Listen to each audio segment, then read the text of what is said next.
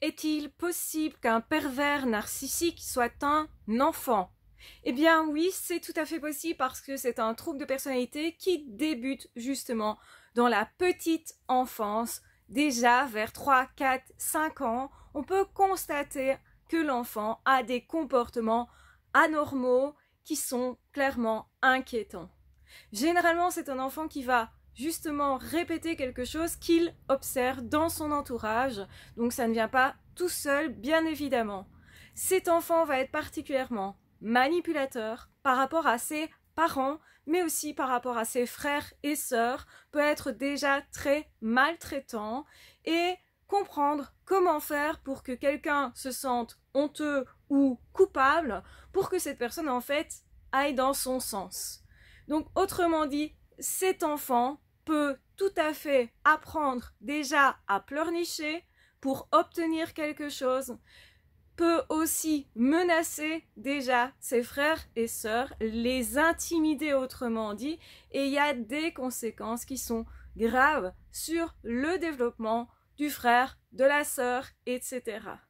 Donc oui, c'est un enfant qui aura tendance à accuser beaucoup son frère, sa sœur, pour des méfaits qu'il commet lui-même. Donc autrement dit, cet enfant est assez machiavélique déjà tout petit et va ensuite se perfectionner. Généralement à l'adolescence, le trouble prend toute son ampleur, justement parce que à ce moment-là, cet enfant devient au niveau physique, en tout cas, plus fort et va se sentir du coup plus en puissance. Et également, effectivement, la période de l'adolescence est toujours une période particulière quand il y a justement un trouble de cet ordre-là, un trouble de personnalité de type B en réalité.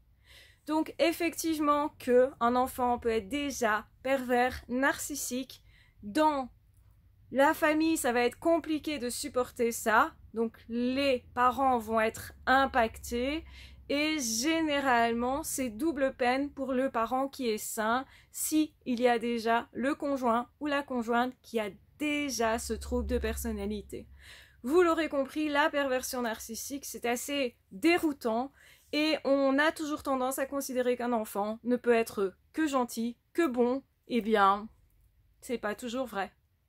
Donc cet enfant-là pourra faire du tort aussi à ses frères et sœurs, du tort à ses copains, copines et à l'école également et parmi les cousins, cousines. Il faudra faire attention à comment cet enfant traite les autres exactement.